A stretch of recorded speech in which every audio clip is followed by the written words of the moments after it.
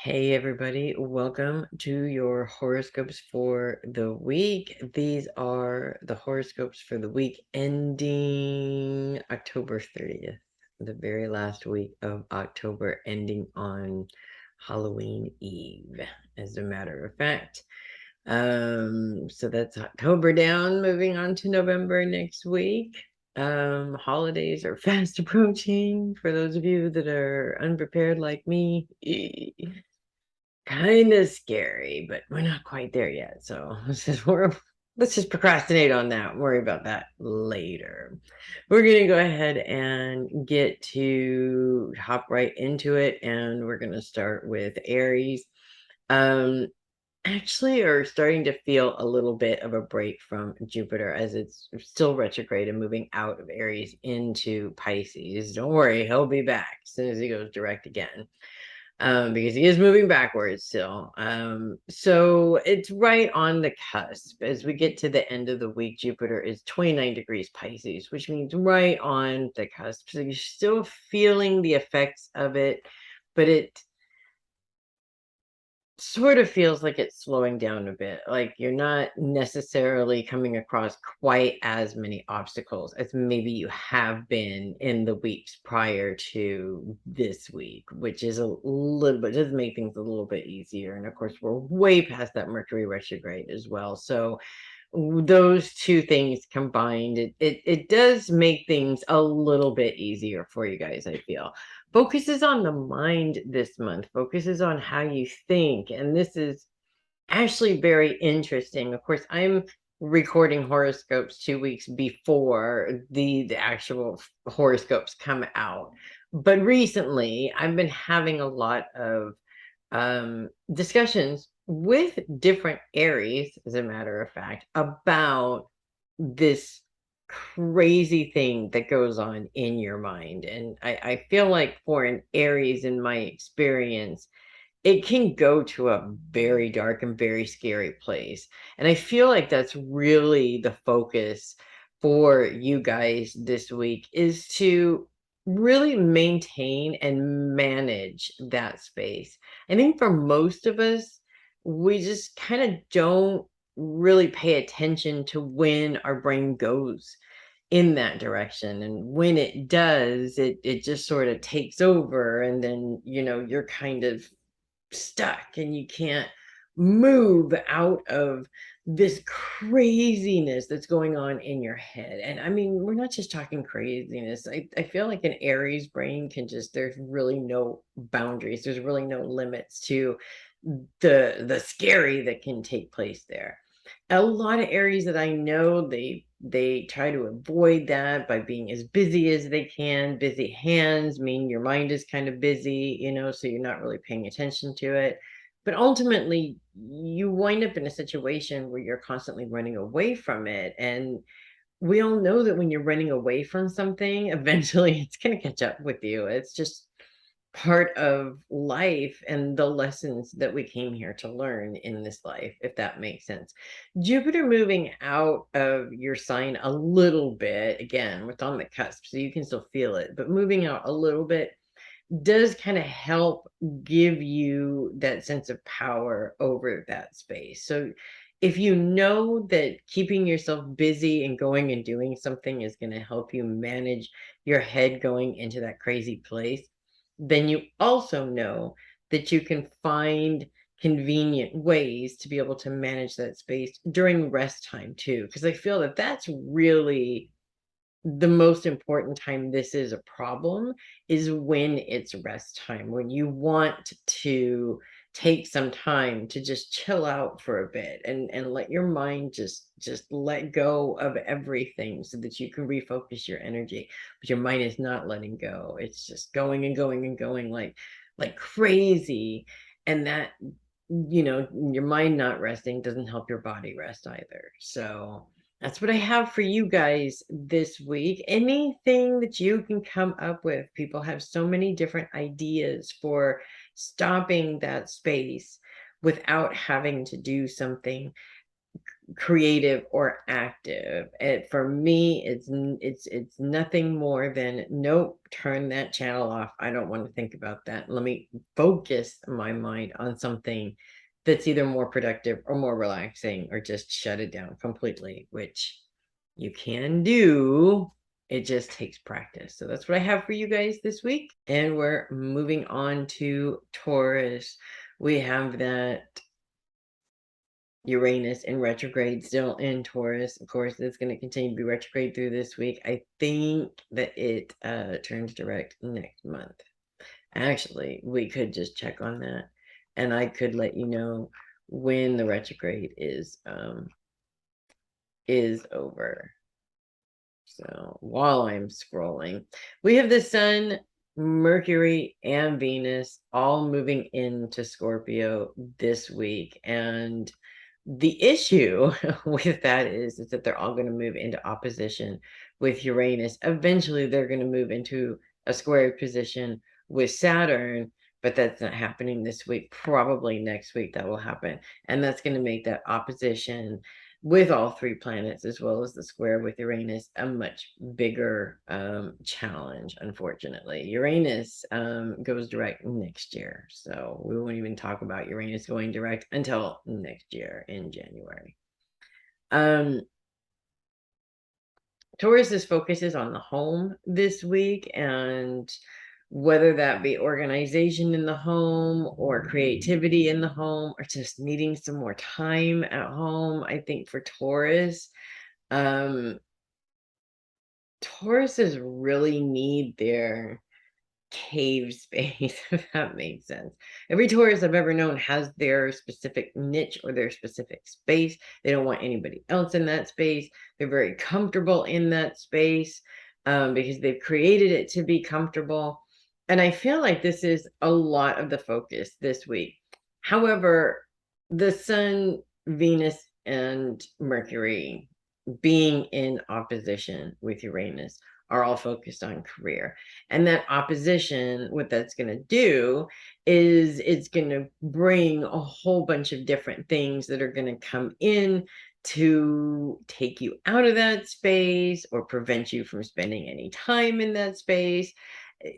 The thing about that space is that's sort of like where you ground. I think every Taurus I've ever known just sort of automatically creates this space, and whether you realize you're grounding in it or not is irrelevant. It's sort of your, I just need to be me and nobody else space kind of a thing, which is fantastic. I absolutely 100%, being a fixed sign, am right on top of that. I do that myself, to be honest with you.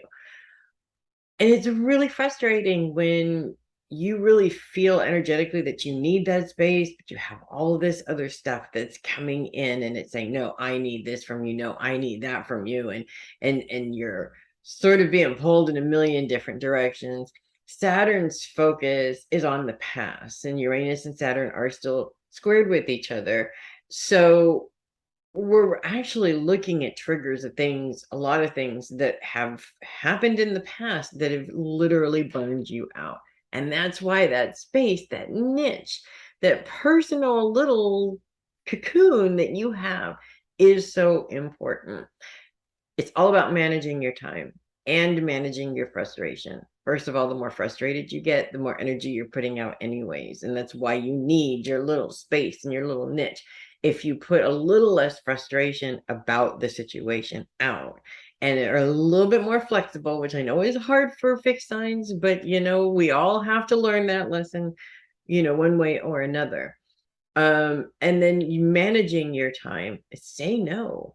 I think this is another thing that Tauruses have a really hard time with, is saying the word no. When they don't feel that they can make a commitment, or they do have the time, or that's taking away from your you time. Taurus is one of those signs that is fantastic about me time. In some cases, almost too fantastic, because I've known overproductive Tauruses and I've known slow energy moving Tauruses. We'll put it that way. We don't want to use any offensive words there because I don't want to offend any Tauruses. and some that go back and forth. It's literal work, work, work, work, work for 7 days and then binge sleep for 5. Like, it can go back and forth. Usually those are the younger ones. In any case, managing your time and letting people know that, maybe you can't do it this week because you're overbooked. Maybe you need to put it off to next week. Maybe you just can't handle this many clients. You're going to have to shave a couple off. It really is about looking at the situation and personalizing it for you, not for everybody else, but for you. That way you're balancing your time between work, which is a necessity, but still having that space for your cocoon time, if that makes sense. So that's what I have for you guys this week. And we're going to move on to Gemini. Mars goes retrograde right at the end of this week, which is a little scary for you guys, maybe, and maybe not. It's all about the lessons. In some cases, retrogrades keep really good aspects together for longer, and we have had a grand trine. Actually, we still do have a grand trine with Saturn as well as Mercury at the beginning of the week, and then we kind of move out and it just becomes a trine with Mercury, but we're moved out of that trine with Saturn. And Mars going retrograde means that it's kind of sort of going to go back into that to a certain extent for like maybe about another week, because Mercury does have a lot to do with this, and Mercury is moving on out to Scorpio at the end of the week. So maybe not, but I was trying to kind of put something on there that made it sound a little bit easier. Retrogrades really are all about taking what the planet means and personalizing it to you and your sign. And when the retrograde happens, it sort of mirrors that back at you. It shows you places inside of you that maybe need a little work on that particular issue. So when we're talking about Mars, we're talking about a couple of things. We're talking about ambition, and we're talking about aggression and aggressive tendencies, because Mars is kind of that young man scrapper, little street scrapper, running around out there. And I feel like the retrograde sort of takes that scrapper away and almost like puts him in jail, and you can't use him, if that makes sense. In terms of you Geminis, focus is on your day-to-day schedule. And when focus is on your day-to-day schedule, first of all, Geminis really can go either way, but I feel like for the most part, Geminis need a lot of flexibility in their schedules because they enjoy kind of being open to seeing what the day is going to bring, kind of a thing. And so when you retrograde Mars out of that, the only issue that really pops up with that is the fact that it's not, you can't be ambitious and have a fully open schedule at the same time, because it's not productive. And I think that unfortunately, in some cases, I'm an air sign as well, and I really resonate with this. In many cases, you have to choose between what's easiest for you versus what is more productive and successful for you. Or you create a balance of both, which is ultimately my goal in life every single week, is to try and create that as perfect as I can balance between those two things. And if I can't create it or find it, I do create it. I do put it in there somewhere. I mean, sometimes it just is what it is. What it really comes down to is that I feel like Geminis tend to be on extremes. I either have to go all in this direction or all in that direction. And this lesson, for lack of a better way of saying it, is more about not going in extremes, not looking at things in an extreme way, but bringing it to the middle. When you stand in the middle of the teeter-totter, you balance out both sides. And that's always your goal, is to create that balance for yourself in some way. The more balanced you are, the taller you stand, if that makes sense. So I feel like, as much as it feels like everything just sort of slows down when Mars goes retrograde in your sign, I feel like this slowdown is actually coming up right now to help you be able to create this space, this type of schedule, to where you can be structured, but you can also be fluid at the same time. And as difficult as that sounds, I think you Geminis know what I'm talking about more than anybody else, really. And even more so than I think I know I'm talking about, if that makes sense. We still continue to have a trine with Mercury all week long. Probably will break out of that pretty early next week because he's moving along pretty quick there.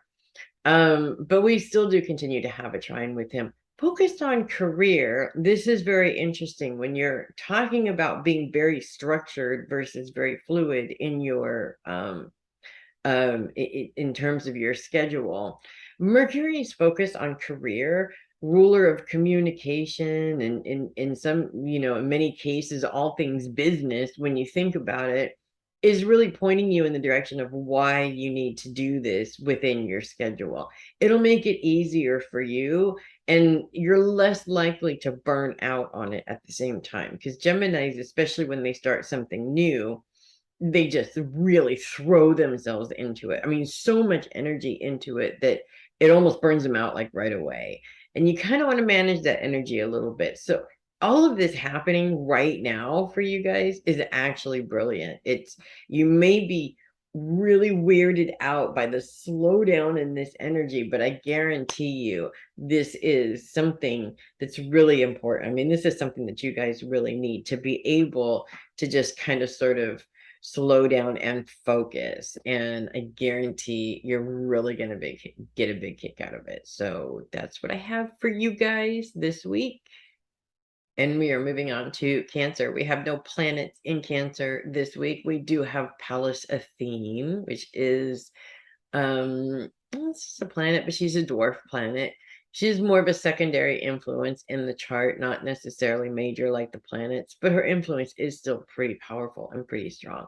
Focus on relationships this week. When you're focused on relationships and Pallas Athene is part of that mix, that actually gets a little bit interesting. Pallas Athene is known as the warrior goddess. She is Boudica. She is any woman in history that got on a horse and put on chainmail and fought against enemies for her family. That's who she is. Or power, the point is she fights for what she wants.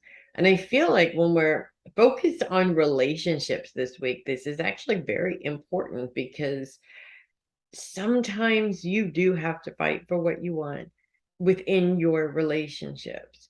Now, people are people, and I feel like I hear a lot of talk about how people are just horrible, and um there's no way that they're going to change, and blah blah blah. And this, putting this energy out there, really just, yeah, they're never going to change. You're right. It's true. They're never going to change. Although, from a logical standpoint and being a history buff, people don't change. They haven't changed in thousands of years. So to expect them to change now, that's not the point.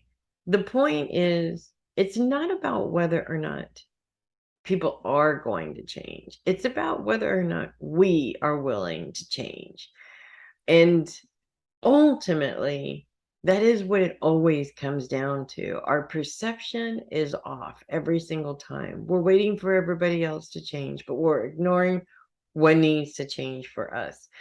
And when you're talking about fighting for your relationships, a lot of times it takes that change, that ability to create change for yourself, to promote change in others. thus fighting for your relationship in some way. It's never a fair bet to expect that everybody else should just sort of cater to your personality. I mean, honestly, that's kind of unfair to even ask that. We all go through those times where we have bad days and such, and you know, that's expected. You just honestly, in many cases, I think we all get ourselves so focused on what is going on with us and what we're doing that we're really not paying attention to what other people are going through around us. And when you get two people that have been in the same situation, have had the same bad day in different places, that can get pretty darn catastrophic. And so if you were to have um, a tendency for that to happen in a relationship a lot, it takes both of you to really promote change in that, thus fighting for your relationship. So this week, that's really the focus, is really taking a look at where you can make significant changes in order to help the relationship as a whole evolve within its significant changes. So that's what I have for you guys this week. And we're moving on to Leo. We've got nada, nothing, no planets, no secondary influences, no nothing in Leo this week, which is awesome. And focus is on finances. To me, what that looks like is that one week that you get every now and then where you get money, but you don't have any bills to pay. It happens every so often. And it's like, free money, what do I do with it? And of course, you could do the responsible thing. You can do the irresponsible thing. I think, to be honest, Leos, they kind of can go either way, really, when you think about it. I think that for this particular instance, though, I feel that the message is less about having fun and more about doing something responsible with it, or at the very least, splitting it and doing something responsible with some of it and having some fun with the other half of it. We need to blow off steam every now and then, it's true. But at the same time, we really have to, be responsible for our financial planning as well. And so I feel that it's not so much that it's a struggle that's going to come up for you guys this week. It's more of a, after a while, it just gets so frustrating being an adult and having to do the responsible thing every single day of your life until you freaking die, and you just want to be irresponsible right now. And I totally get it. Don't lose your head is what I'm saying, because if you lose your head on it, you will probably regret it. And we've all been there. Regret is really no fun, especially when life brings you circumstances that remind you of it constantly. So you don't forget that you made a mistake. It's just better to avoid it if at all possible. So that is what I have for you guys this week. And we're going to go ahead and move on to Virgo. We have Ceres in Virgo, known as the Great Mother, and her focus is very much on finances. And Virgo's finances, or Virgo's focus, I should say, is on long-term goals. So we really are looking at long-term financial goals here. Ceres is an influence known as the Great Mother. She has sort of this very maternal influence around her. And I feel like for most Virgos, this really means, how do I nurture myself? And how do I use my finances to nurture myself? Because to me, mothering is nurturing. And when you're talking about finances, you're not necessarily talking about going home to mom and just letting your mother pay all your bills. That's probably not going to work out. I mean, if it does, more power to you. But for most people, for my Virgo, that's not going to work out. We'll just put it that way.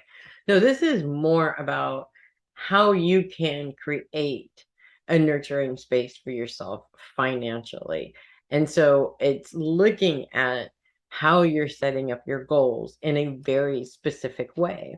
And in a nurturing way, it's all about how your finances can take care of you.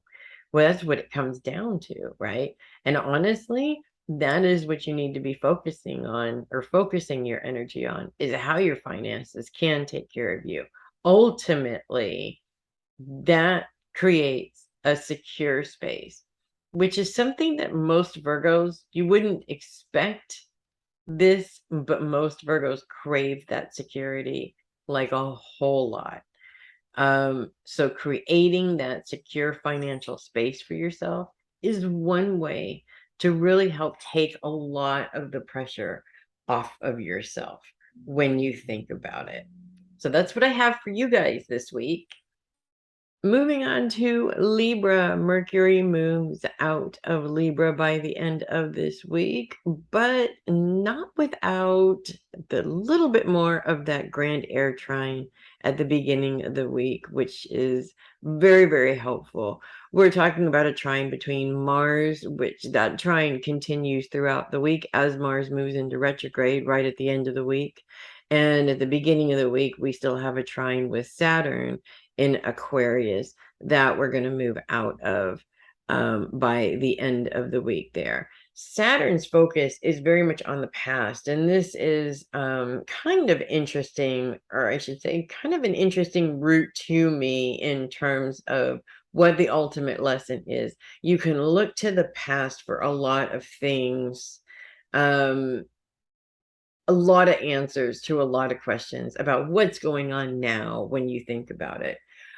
Mercury's focus is on career, and Mars's focus is on your day-to-day schedule.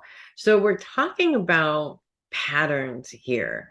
When you have Saturn, the responsible planet, which actually goes direct, it looks like well, it looks like it went direct last week, and I just didn't even notice. Okay, good. It's going direct, which means it's all about your own responsibility when it comes down to it. Anyways, it's all about your own responsibility. It's your responsibility to learn your lessons and break patterns. That's what it comes down to. Other people, in many cases, are responsible for the pattern, or they're creating the pattern, but ultimately it's your responsibility to look at what you are doing to continue this pattern, if that makes sense. While it seems like a challenge, it's really not. We all kind of get into this pattern with people, and I don't think we realize most of the time that we are falling into a pattern with people. But if you were to take 2 minutes, that's all it's going to take, 2 minutes, just to take a look at where you fall into patterns with different people. First of all, married couples fall into patterns like every day. It's very easy. You just fall into, you do the same thing almost every single day. Your week is planned out, with everything that you do, almost down to, you're darn near eating the same things for dinner on the same day of the week, kind of a thing. It's a pattern. And nobody said it was a bad thing unless the pattern is a negative pattern. And then it is a bad thing. It drags you down. It creates complications. It creates frustration. It's nothing that you want to continue to spend your energy on. So if you are having issues with those types of patterns this week, this looking to the past for a solution is very helpful, because you'll probably see, oddly enough, that you've fallen into these patterns with people before, and that there was ways that you dealt with the situation that either worked or did not work. So it will help give you some insight on how to deal with the current situation. So that's what I have for you guys this week. Moving on to Scorpio, we've got the Sun, Venus, and Mercury moving into Scorpio this week. We kick off the week with the Sun and Venus moving into Scorpio, and Mercury moves into Scorpio right at the end of the week. Both planets, pretty good conjunction there between the Sun and Venus, working very closely together in terms of your focus on your career. And there's a couple of things actually I feel that come up around that. One is in terms of making sort of creative changes in your career. It's not necessarily meaning to make a complete career change, although if that's something that you're focused on right or have been focused on, now's a good time to focus on it. But it also really has a lot to do with making creative changes for you in some ways. Whatever it is that you're doing, work becomes work, it becomes boring, it becomes tedious, it becomes, oh my God, this is so boring. And a lot of times making those changes actually does help kind of break up the monotony a little bit, which is good. There's also an element there of I'll start that over. There's also an element there of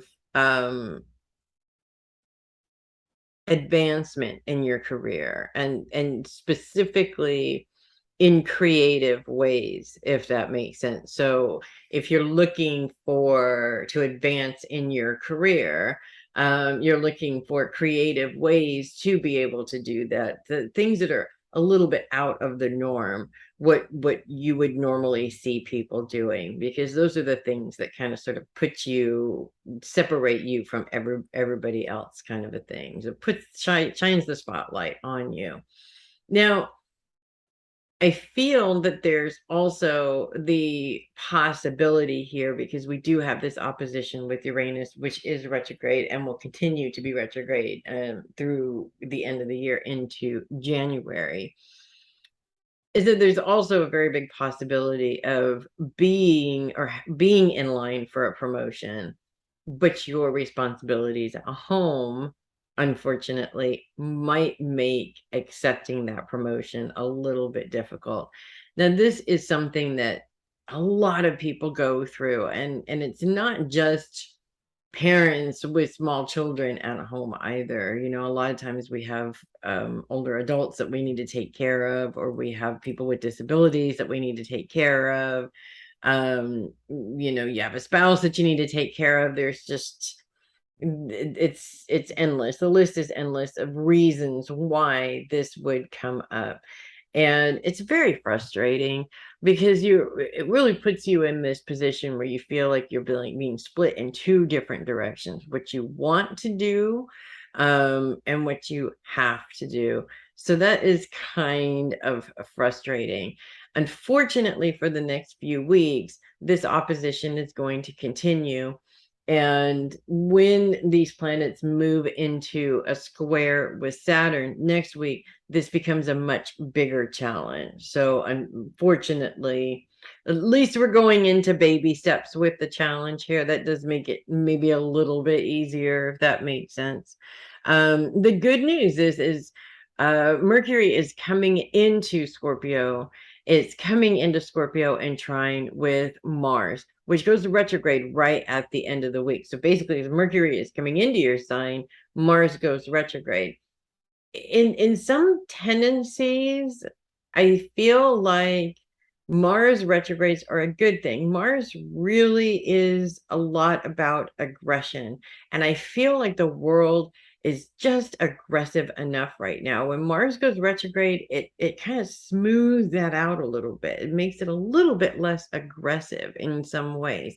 And so for Scorpios, I'm not saying that Scorpios are an aggressive sign, but let's face it, you absolutely can be when you need to be.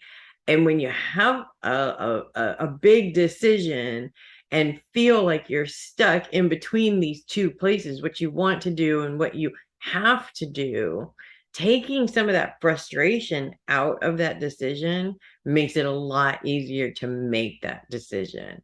So that is a good thing. So that's what I have for you guys this week.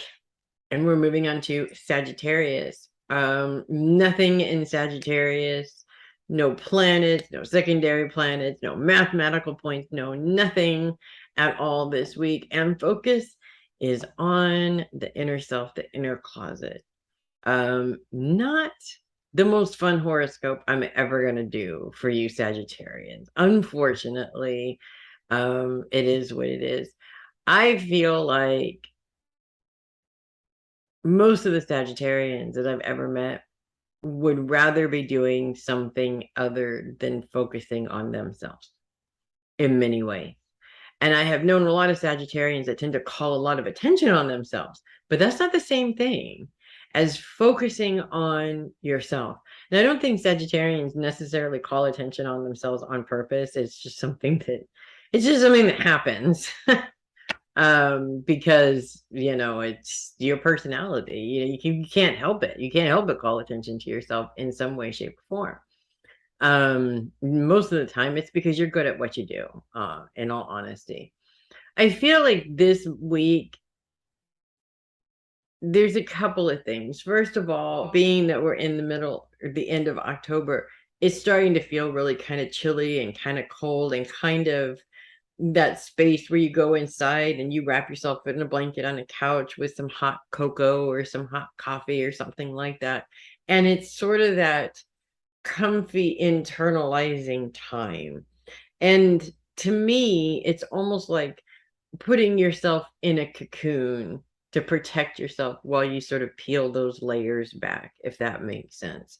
So I feel that sort of influence of having to be inside sort of has something to do with it. The other thing is that a lot of times when focus is on the internal self, a lot of things come up that are triggers. They're triggers to certain patterns. They're triggers to certain roots that are challenging for you, that have been there for a really long time. When a situation comes up that triggers one of those roots, you have like an overwhelming emotional response to it almost every single time. That emotional response is your clue that something needs to be fixed. So it's unfortunate and it's unpleasant. It's definitely not something that anybody would say, oh my God, next week I have intense self-evaluation planned. I'm super excited about it. Nobody ever says that, because it's not fun. Nobody really wants to do it. That's why we put it off indefinitely in that space. We just shove it in that closet so we don't have to deal with it. But eventually you just have to, because the more it sticks in there, the more physical problems it's causing for you. And there's just no reason to continue that pattern, if that makes sense. So that's what I have for you guys this week. And we're moving on to Capricorn. We still have Pluto in Capricorn. Pluto is direct. We have the moon in Capricorn right at the end of the week. Also moving into a conjunction with Pluto, which puts it also as part of a grand sextile that continues between Pluto, Neptune, and Uranus, which is still retrograde through January. Grand sextiles are absolutely fantastic aspects that are very helpful, not quite as big as a grand trine, but still as significant as a grand trine. In fact, in some cases, a little more, because it gives you something to focus on. What does this particular aspect point to? And it points to Neptune. Neptune is all about it rules our intuitive abilities. In some cases, has an effect over our deep, very, very, very deep emotional pain. So we have the moon that is all about emotions, but we have Neptune, which is like We're going to talk about the emotions that we are literally stuffing right now, kind of thing. So it helps bring those up a little bit. And when you say helpful, that doesn't seem like it's helpful, but trust me, it really is, because we can't let that sit in there forever. It just causes nothing but problems. Capricorn's focus is on self. And so part of cleaning out that closet has a lot to do with self-care. We think about self-care as, I'm taking a bubble bath, I'm going to spoil myself, I'm going to, do all of these things for me. But self-care is all about making sure that you take care of your emotional stability as well. I mean, that is absolutely 100% our own individual responsibility, nobody else's.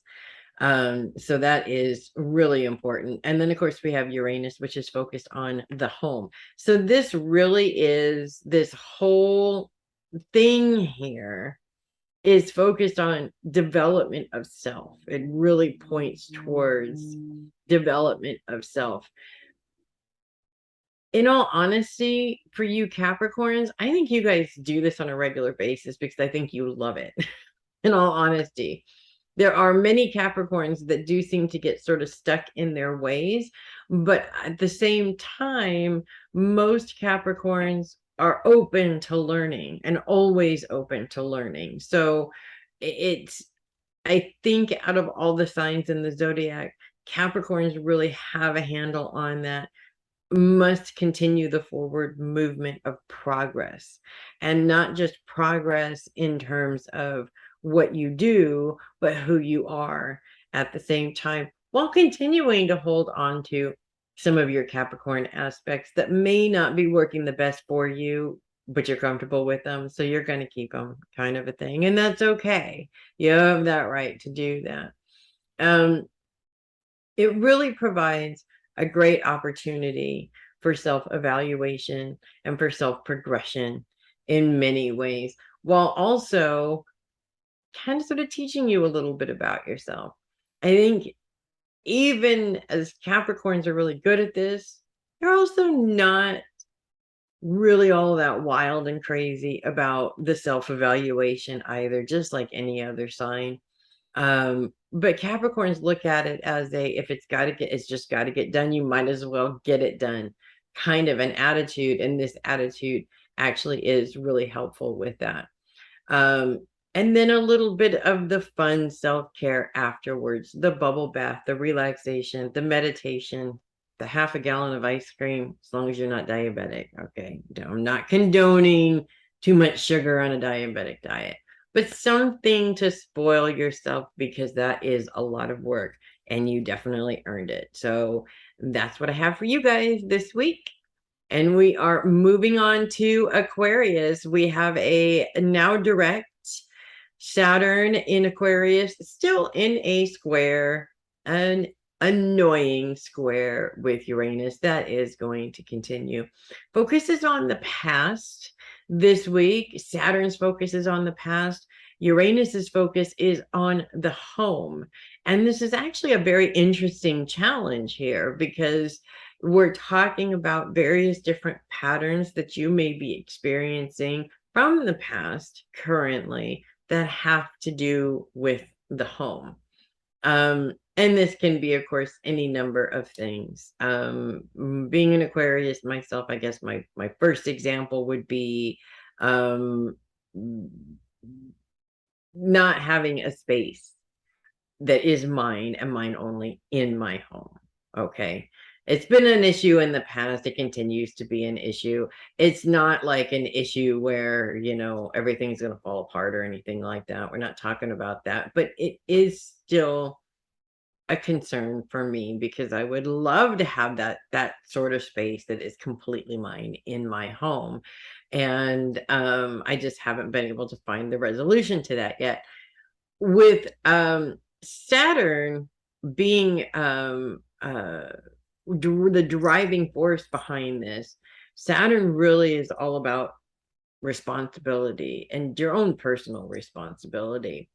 And if I look at that example and my own personal responsibility in it, well, I am responsible in some ways, because the few times that I have had that space that's all mine, I have wound up giving it away to somebody else. So I made a decision to do that, and that is my responsibility. I can't really be upset about losing that space if I up and gave it away. And funny thing, actually, that brings up, a lot of people will kind of get stuck in an emotional pattern where they do have what they desire, they give it up, they sacrifice it to somebody else, and then they complain about it forever. And this sort of pattern is like you are giving your power away. You are giving the responsibility away to somebody else so that you can be the victim. And there really is no reason for that. It really just complicates things so much more than they already are. And why we as human beings want to complicate things that are already complicated to make them even more complicated is beyond me. But I still do it because I'm a human being. It's just it's something that we have to be aware of and hopefully put the brakes on when we become aware of it, if that makes sense. We do still have a grand trine at the beginning of the week with Mercury and Mars. We continue our trine with Mars throughout the whole entire week, but the trine with Mercury does break up by the end of the week. Grand trines are fantastic. You have a planet in every single air sign all working together. We got a lot of intellect. To me, intellect is something that we need in order to make decisions, right? Too much intellect does get in the way of that, though, unfortunately. Mars goes retrograde right at the end of the week, too, which makes this even more interesting. Mars' focus is on your day-to-day schedule. Mercury's focus is on career and long-term career goals. And then you have your responsible Saturn sitting in the past going, how many times were you responsible for your career goals and your schedule? And you got the little Aquarian me going, not as often as I could be.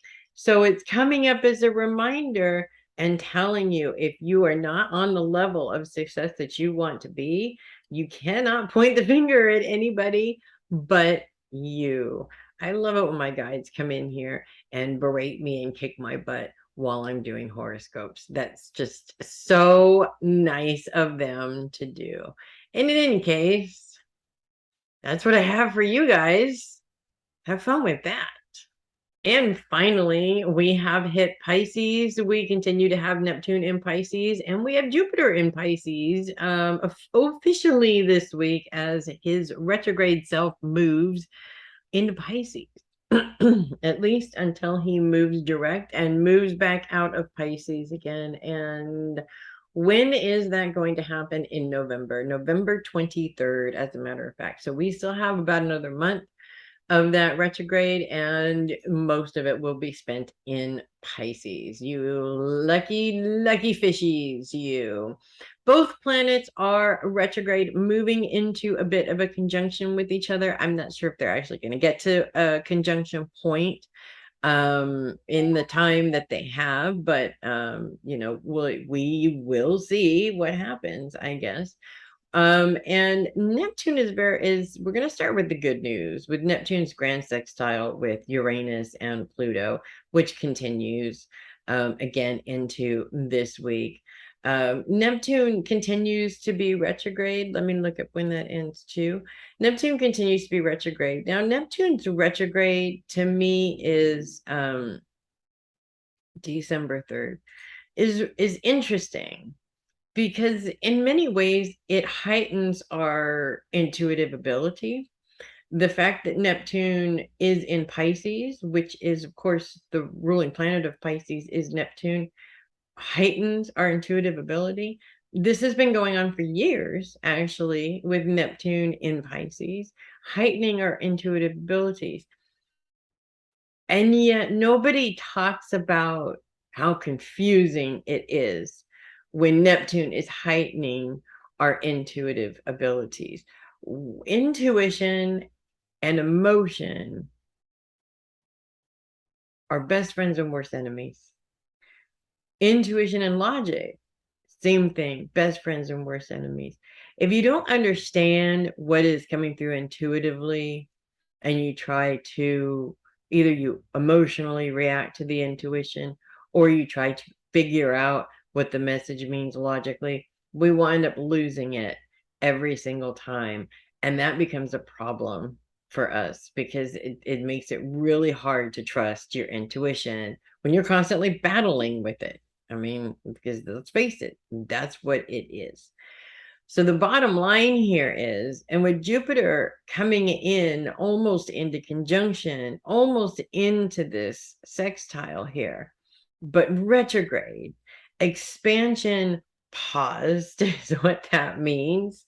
Growth paused, nothing is moving forward. It gives you an opportunity to have nothing to focus on, but how you are bashing your own intuition.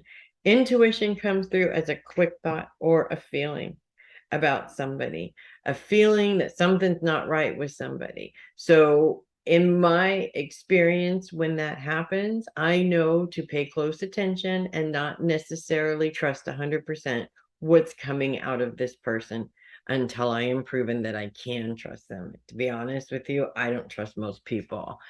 But that's just me with my trust issues. Pisces are very similar to that, right? So actually this is very helpful. Most people react to that sort of feeling in a, okay, well, I don't want nothing to do with this person, right? Because I have a bad feeling about them. Doesn't necessarily mean that they're a serial killer. It just might mean that they're trying to sell you a bridge when there's no water.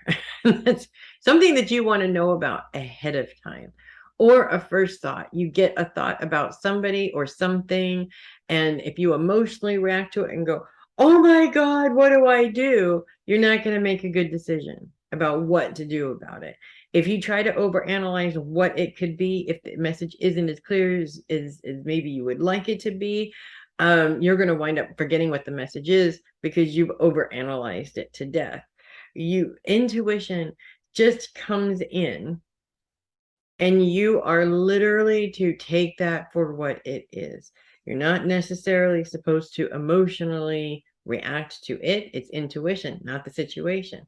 You don't want to emotionally react to it, which is not easy. Okay.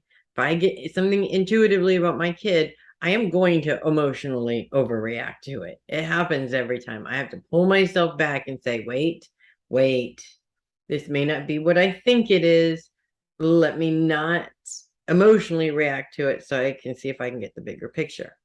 You also don't want to overanalyze it. If you just get part of the message, look out, then look out.